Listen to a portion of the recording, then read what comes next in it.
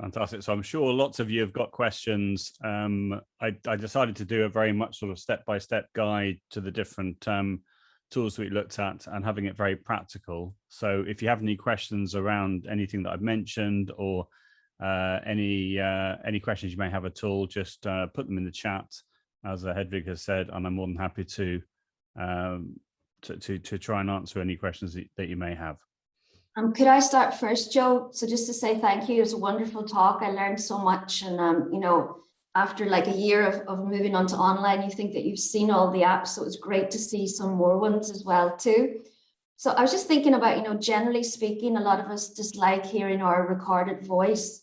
And sometimes the students are a bit shy about this as well, too. So from your point of view as a teacher as well, what are the benefits of doing so, of students listening back to their own recordings of themselves?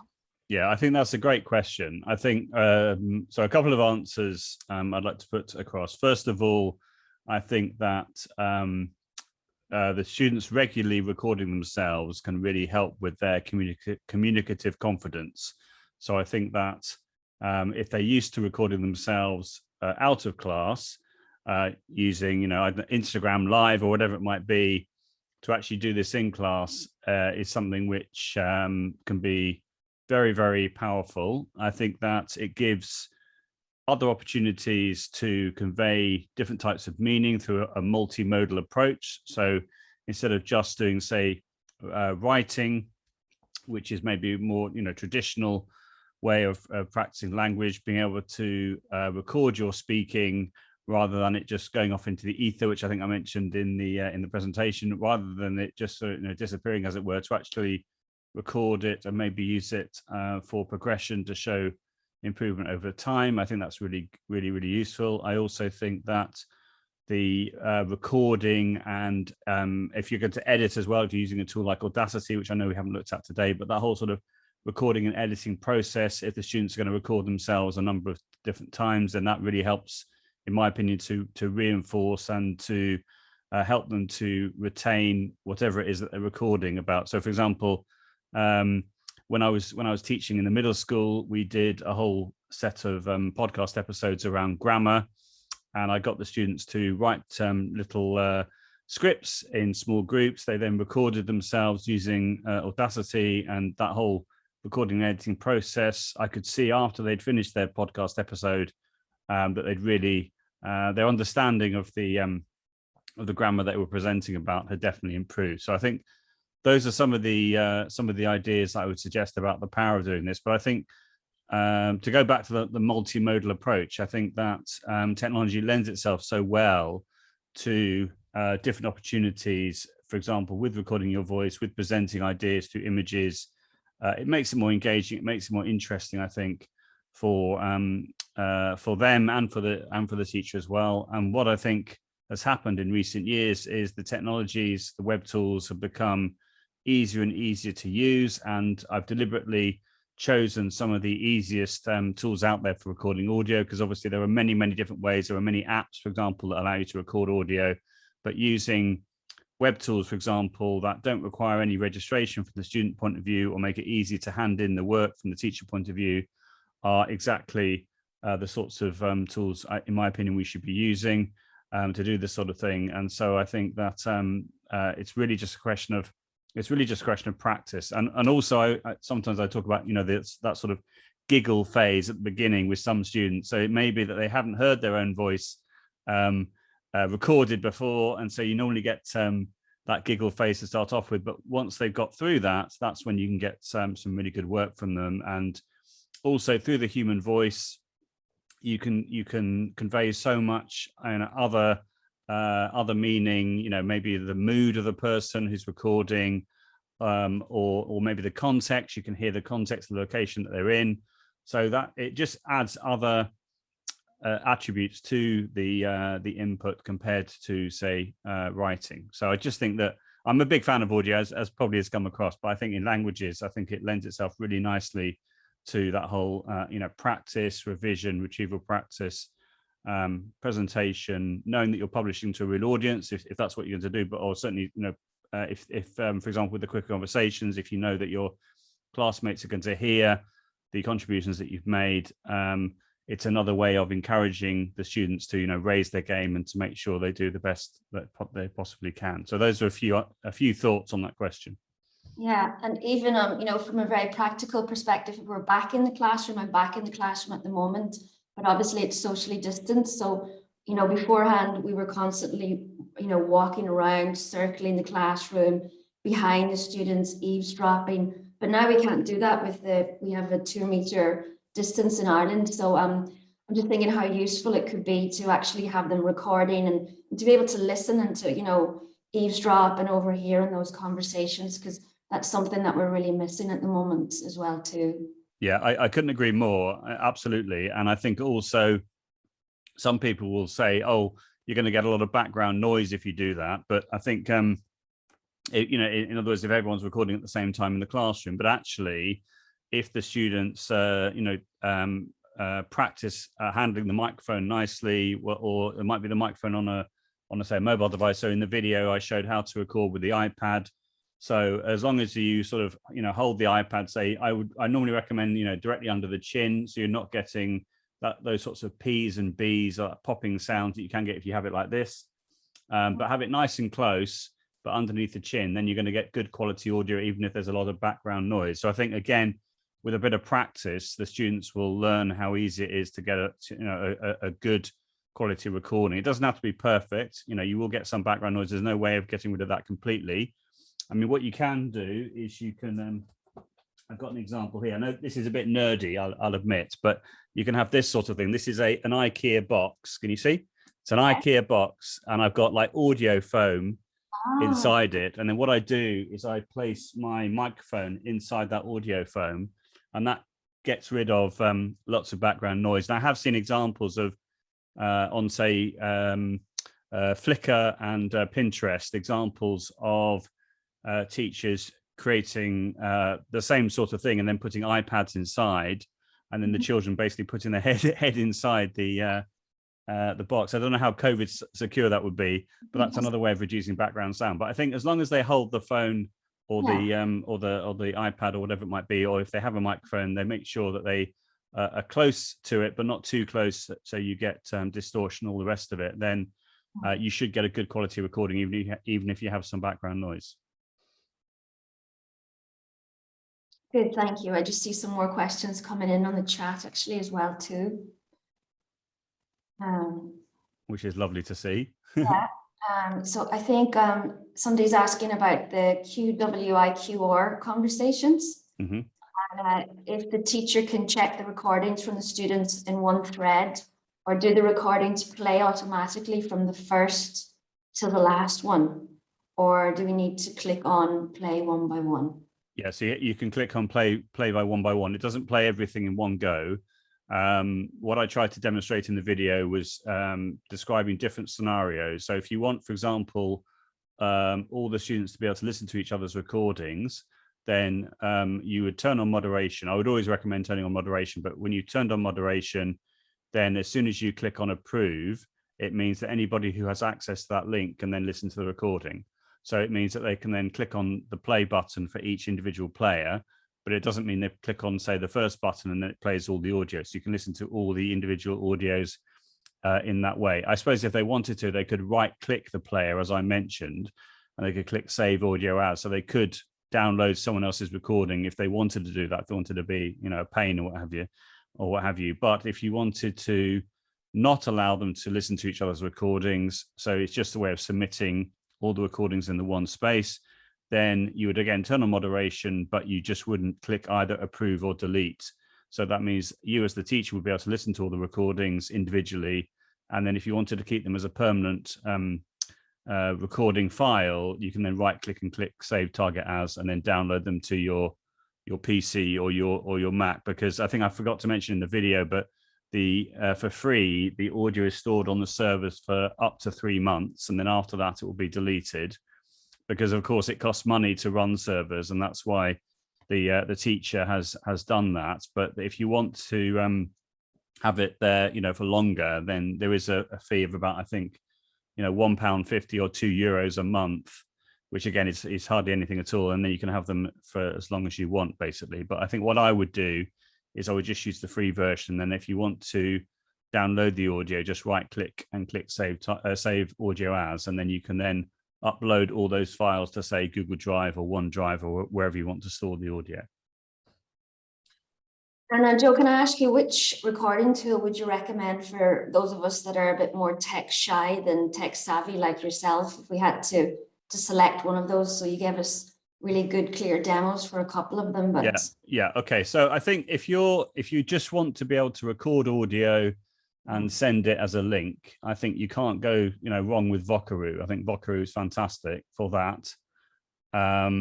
I think Record MP3 Online is very good for everyone submitting the audio to the one place. And I think Quicker Conversations is very good for conversation practice. So again, they're all a little bit similar, but there are real differences as well. I suppose the main two tools which are similar are SpeakPipe and Vocaroo. And I would say out of the two, Vocaroo has more features. In other words, you get the opportunity to export as a QR code. So if that's something you'd like to do with, say, the praise postcard idea that I mentioned, then Vocaroo would be good. Also with Vocaroo, the audio is saved for up to a year, whereas with SpeakPipe, it's only 3 months. But again, in both cases, you can download the audio. So I think as a starting point, just for simple speaking practice and recording, you can't go wrong with Vocaroo. That's why it's probably the most popular tool out there for recording audio, because it's free, it works on all devices, it doesn't require any logins from the students. So that's a really good one. But if you want to be a bit more adventurous with, say, conversation practice, then Quicker is really, really, really nice. Thank you. And I love the idea of the student, saying his or her name beforehand. It makes so much sense, in terms of storing the recording afterwards. So do you have any more suggestions about, I've done a little bit of this before, but I always find it difficult to manage the storage of the recordings and, the best way to kind of like categorize them and file them and things like that. Yeah. Well, I think, as I mentioned, you could download the audio and then put it directly into Google Drive or OneDrive. If you wanted to give access to the students to the audio, you could use a tool like Padlet, whereby you can create different columns. There's one of the formats you can choose with Padlet is called the shelf format. And if you choose the shelf format, you can have different columns. And therefore, what you could do is you could name each column with, let's say, if it's a homework task, you could give the date at the top, or you could name it as a topic, and then you could then upload all the audio for that particular homework or topic into the one column, and then you can have as many columns as you want. So with Padlet, you're limited to 3 Padlets for free, but I think you can upload as much audio as you would want onto those 3 Padlets. So if you wanted to just keep it and forget about it, as it were, or keep it so it's all private, then OneDrive or Google Drive would be the way to go, I think. But if you wanted to make it available for, let's say, revision purposes, you could upload it onto Padlet. And by doing that, you can make it so it's read only, which means that nobody can post onto the Padlet. They can just use it to listen. So that's another idea. But if you have a big storage with Google Drive or OneDrive, then it might be simpler just to drag and drop the audio in the way that I was showing in the video. If you, for example, in Chrome, if you download the audio, it just appears in the download bar, and then if you've got Google Drive open, you can then just drag and drop the files from the download bar into Google Drive. So it's really, really simple. I'm sure it works in the same way with OneDrive as well. So that would be a suggestion. That's brilliant to know that step. It's so important as well too. There's just a question in the Q&A. Maria is asking about, would you allocate an exact length of time when using these tools in class, or would you let the activity flow until you think wise to complete? I think that's a personal thing, isn't it, really? I think it's down to the teacher to decide what would work best. Some teachers like to go through and show the students exactly how a particular tool works, or maybe they limit the number of speaking tools to a small number. Therefore, if they're using them regularly, once the children know how they work, which I think they're all very, very, very straightforward, then it doesn't, you don't require them to have a bit of a practice to begin with. Or what some teachers do is they just will present the tool and then let them get on with that, as it were. If it was me personally, I think I would demo how to use the tool and go through what it is I want them to do for the homework. And then once I've done it once, if I'm using this on a regular basis, like every couple of weeks or what have you, asking for speaking homeworks as something a bit different from just written homeworks, it might be a really nice alternative, and get the students to record their speaking instead. Now, we have another question about the digital divide. In other words, what do you do if the students don't have the internet at home, or they don't have a phone, or they don't have a laptop, or what have you? But I would say probably most children will have a mobile phone, and if they don't, you could always give them access to, let's say, an IT room at lunchtime, or if they're at home, I would imagine over, say, a week, they would be able to find some time to borrow someone else's device, maybe in the family. And as I said, the great thing about things like Voca is that you don't need to log in as a student. So it means you just need to have access to the internet and a web page, and away you go. So so to answer Maria's question, I think it's really just a personal decision on what you think would work. If with a certain class you feel that you would want to sort of go things step by step and get them to practice, that would be the way to go. With another group, maybe you wouldn't need to do that. Another thing as well I'd like to say in relation to speaking is, let's say you have a group of reluctant writers, or ones that find language difficult. Let's say, I think speaking can be a great way, or recording speaking can be a great way of unlocking their creativity and getting them to do well in the language. They might not do as well in the writing, but speaking is something that they can really do well in. And so by recording their audio, it's a great way, I think, of empowering them and making them feel really good about the subject, and being able to record their voice. And you can do things like, I remember in the past with, say, Audacity, you can say model the language. So in other words, say a sentence, the student then repeats it, but you're pausing the bit when you're saying the sentence, so it's just that person's voice being recorded, if that makes sense. So I will pause the recording, say a line, unpause it, they literally repeat what I've said, pause the recording, I say the next line, unpause the recording, they then repeat that. And by doing that, it could just really boost their confidence, that they can say, let's say 3 sentences, 4 sentences, whatever it is that whatever the topic is, and they can think, wow, I can do this. And I think that speaking is definitely something which really helps with that, because it can be that the speaking is what they do best in. So by recording that can really boost their confidence, as I sort of said at the beginning as well. And then in terms of like moving, say, to the next step of making little videos of themselves, or things like that, and images, what would you suggest as sort of safe tools if you have a group of young learners? Yeah, that's a great question. So I would recommend using, the thing with video is you get all different formats, and you get, obviously, with different devices, you get different things that work on some devices, and other apps that say that only work on, say, iPads or what have you. So it can be a bit of a can of worms from that point of view. But the tool I would recommend, which I think ticks all the boxes in relation to moderation, in relation to using it with younger learners, would be Flipgrid, which is a little bit like Quicker, but allows you to record video. You can record up to 10 minutes per contribution. You can add various different features on the screen. You can have a split screen with a whiteboard or a blackboard or a multicolored board while you are drawing on the board while your webcam is appearing. You can do screen recording with Flipgrid.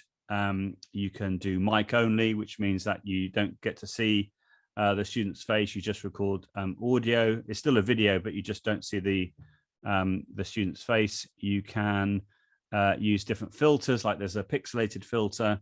So the face is pixelated, so it looks like you've been on Crime Watch. So for those people maybe watching this who don't know what Crime Watch is, it's a TV program from the UK, whereby they try to solve crimes by doing reenactments. And if the person doesn't want to appear on the screen, they'll pixelate the person's face, and you can do the same thing with Flipgrid. And there's lots of other features, but I would love in a future Gallery Teachers Workshop to do a whole session on how you can use Flipgrid. But I think in a way, audio is almost like a forgotten option in the languages classroom. I think that people go to video automatically, or are more likely to use video, but actually audio means the children don't have to appear on the screen if they're feeling, shy or what have you, and it can mean they can really focus on what they're saying rather than what their hair looks like or their clothes are like, and that sort of thing. So I think Flipgrid has got or video has got its advantages, but I also think that audio on its own is very beneficial, and is maybe an underused tool in the languages classroom, in my opinion. Thank you. I also have a very practical question, just for teachers, just at a very basic level. How do you save all of your codes and passwords? Do you have any system for this? Because now I'm finding I'm joining more and more apps and online tools on a daily basis, and it's just impossible to keep track of. I mean, I think if you're using, say, the Chrome browser, you can save passwords very easily. I'm sure that's true of other browsers, but I'm focusing on the Chrome browser at the moment. So you can store all your passwords into Google. I mean, they know so much about us already. They might as well know our passwords as well. But I know, in all seriousness, I think that's a safe thing to do.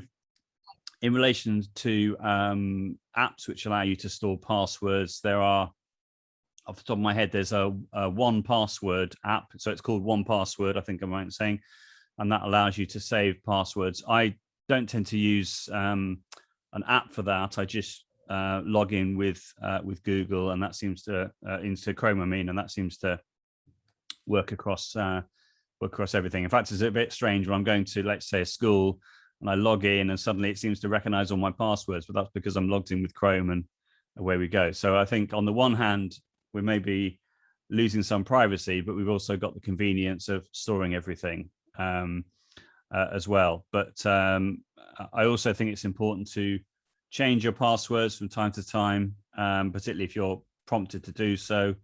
I think, and then in relation to QR codes, when you're making QR codes, so for example, with the quicker, the individual feedback, which I didn't show in the video, what you do essentially is you click on the generate PDF stickers. You get one PDF which has many, many different QR codes on it. And then you're logged in to your account, say on an iPad, you scan the QR code, and that allows you to then record audio, which is then attached to the QR code. And then you can then scan that QR code with any device without needing to be logged in and hear the audio, which is what I was showing in the example with Vincent Everett and the Street View Mystery.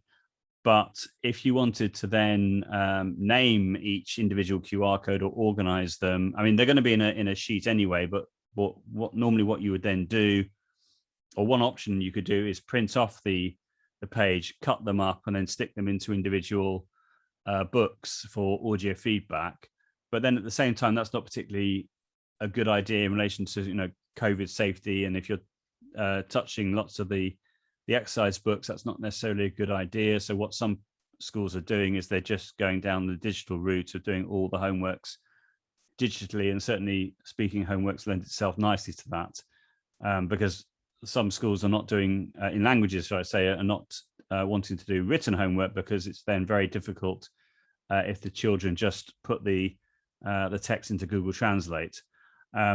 So you can take QR codes, put them in chronological order, and then name them in, say, Pages or Google Docs or Word. That's going to take a bit of time, but I think as long as you remember the order that you created them, then that's one way. But also a QR code, in a way, is supposed to be quite sort of dispensable, in the sense that, would you want to, let's say, create a folder full of QR codes and then be able to work out which one each one referred to, or would you prefer to have the audio files? If it was me, I think I'd prefer to have the audio files and then just name them but being organized is really, really important.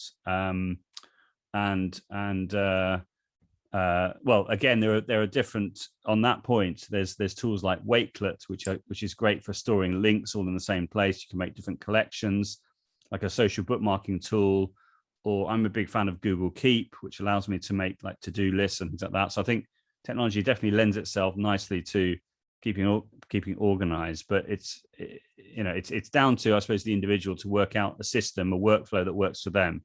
So I'm a fan of Wakelet and Google Keep, but for other people, they might want to use Class Notebook for everything. So it really depends on their workflow and the context that if they're using Google or if they're using Microsoft or what have you, the best tools for them. So those are a few suggestions, but I think it's down to individuals to work out the best route for them, really. And Hetty has a great question. Would you like to come in with that, Hetty? It kind of relates. Yes, it's about feedback, giving feedback. So when it comes to a speaking lesson, for example, so like in a face-to-face class after a speaking activity, we do not necessarily give feedback to individual students. But now that the students have the opportunity, to record themselves individually one by one and send their recordings to the teacher. So how can we approach feedback? So what can we do with that? Because our time is limited, and if we do not want to spend hours, let's say, just working on our feedback. And sure. Well, again, I think that's another masterclass in itself about multimedia feedback. I mean, off the top of my head, I would say, let's say in relation to Flipgrid, it's very easy to add feedback. You can add public feedback. What I mean by that is you create like groups and topics. So a group is like a class and a topic is like a lesson.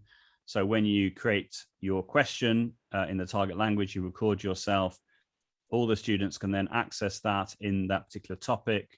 They can then all publish their videos onto the topic, which you can moderate. So only you and the student who created that video can then see that video, or you can set it up so that everybody within that topic can see that video. And then again, you can give public feedback to anyone in the topic. Also, you can give public feedback to an individual, but anyone in the topic can then see that feedback, which can be video feedback, audio feedback, or written feedback, or you can give private feedback, so only that individual student can see that. So that's one option. Vocaroo, I know some teachers use that in, say, Microsoft Teams as a way of giving audio feedback. So they'll record their audio and they'll then post it as a private comment in an assignment, for example. Or you might use a tool like Screencastify to record the screen. So if they submit some written work to you, for example, and then you record the screen as a screen recording, you then copy the link and paste it into a comment into, let's say, Google Doc, or a really fabulous tool called Mote, which is MOTE, is a free Chrome extension. And that allows you to record for up to 30 seconds per recording, and it's unlimited how many recordings you want to make. So that's a great way of being able to add audio feedback into, let's say, a comment in Google Docs, Google Slides, or Google Classrooms, or anywhere which gives you the comment box. The little purple circle with a white M in it standing for Mote will appear. And also in Google Slides, you have the little Mote icon appearing in the main interface. So if you click on that, you can then add audio straight into a Google Slides presentation as a way of practicing speaking, or you could use it for feedback as well. And then if you click on the Chrome extension itself, you can actually record directly within the extension at the top of the panel that comes up. That copies the link automatically to the clipboard, which means you can paste that wherever you want, a little bit like the Vocaroo idea. So you could paste that within a comment box in Microsoft Teams, for example. So there's lots of ways in which you can do that. It's just a question of finding out what's available and then, working out what works best for you. But of course, I would love to come back and do further masterclasses on multimedia feedback, on Flipgrid, and so on and so forth. Yeah, that's something we all need to know about, isn't it? And And Heidi, just at the very beginning of the pandemic, just in a very low tech way, we all knew how to use WhatsApp. So I was having to use that as a recording tool. I'm really looking forward to using the more sophisticated ones now. But one thing I just find, just as a teacher, I used to have to say, give them a time limit. So say, for example, I asked a question and everybody had to answer that question. I have to say in 30 seconds, because, you know, if you have like 15 students and 30 seconds each, that's still a sizable amount of recordings to have to listen to and correct. So just giving them a time limit at the start, because they can produce you know, their own content really quickly, a lot faster than they can write. So we're so used to correcting writing, but you know, they can keep sending you all these recordings. Teacher, can you check this? Can you check this?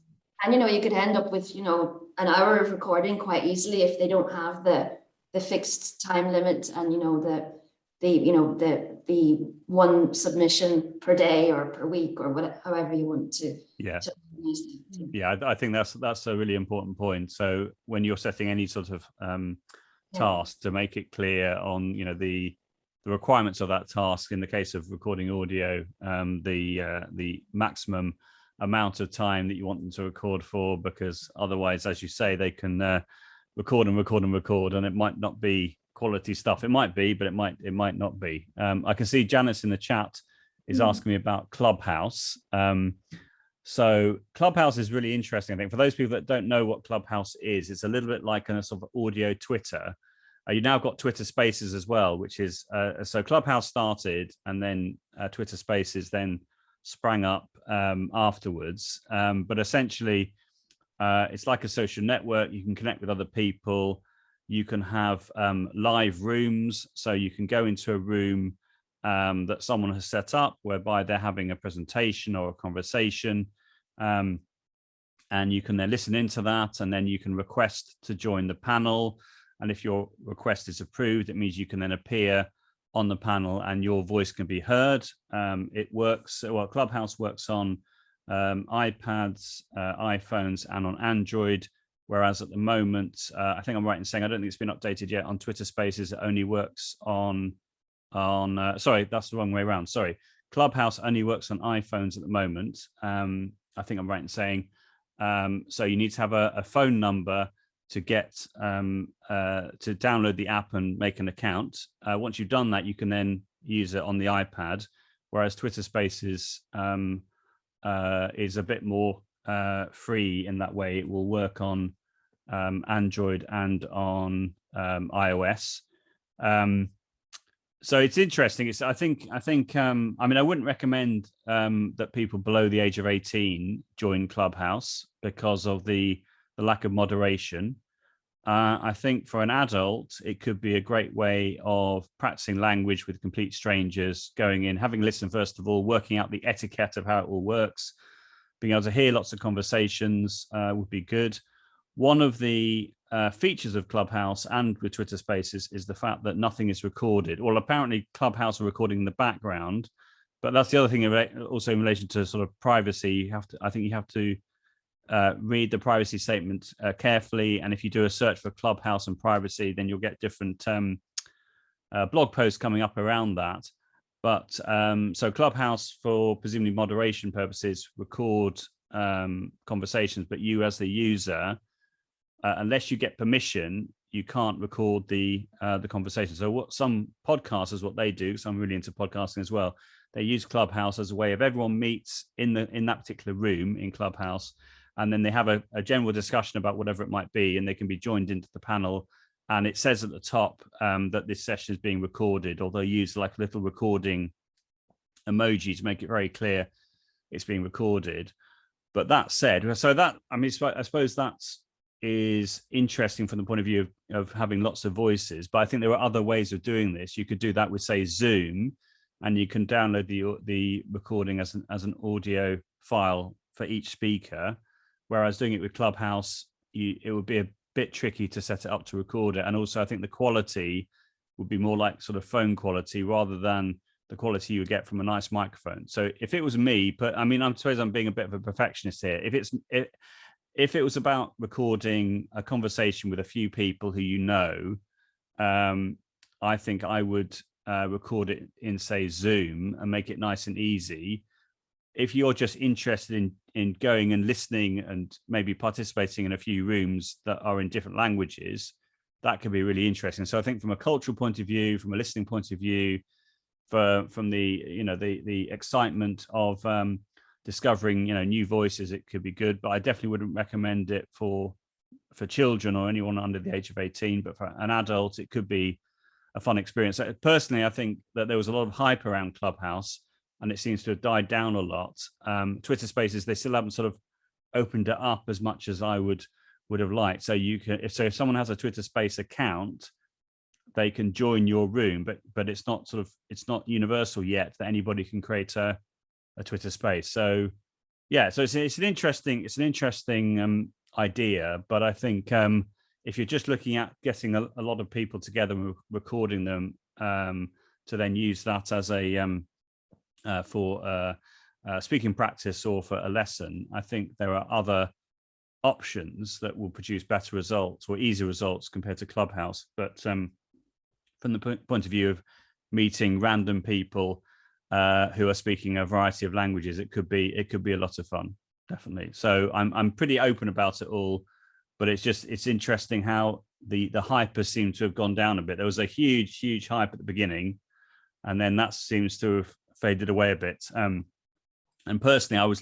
going to Clubhouse just to work out what it was all about, and I haven't really done that for a while. In fact, on that point, in relation to English language teaching, the amazing Jamie Keddy on a Sunday, I think 6 till 7, I think he still does it. He was doing like sort of story time and storytelling Clubhouse session, whereby he would tell a story and encourage people to make comments and what have you. And that was a really, really interesting idea.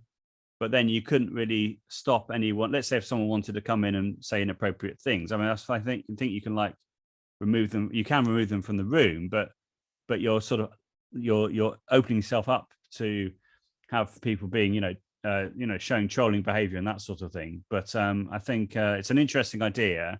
And as we know, Jamie's an early adopter, and I think that it was really interesting to listen in on a particular session and see what he was doing. So it does lend itself to experimentation and what have you. But it's not something I would recommend to be used for young people. I don't think it feels a bit like the Wild West, as it were. It's not really regulated in the way that it should be, and that's why I wouldn't recommend it for young people. But for adults who like that sort of thing, yeah, why not try it out and see what you think. And just moving away from the recording tools for a moment, the spin the wheel is also very interesting. And I was using the kind of the word wall random wheel. I think maybe I saw another tutorial with yours before about that. And that works really well in class. It looks very similar, and you can put in questions and things. And I was just thinking, how would you compare those two? I know that Wordwall has lots of other templates and things, but I know that Wordwall, you can only have, I think, 5 free templates or something like that. Whereas it seems like there's more possibilities. It seems to be a little bit more open, this spin the wheel. Yeah, absolutely. Yeah. So with Wheel of Names, it's completely open. Open in the sense that there's no payment involved at all. You can make as many wheels as you want to.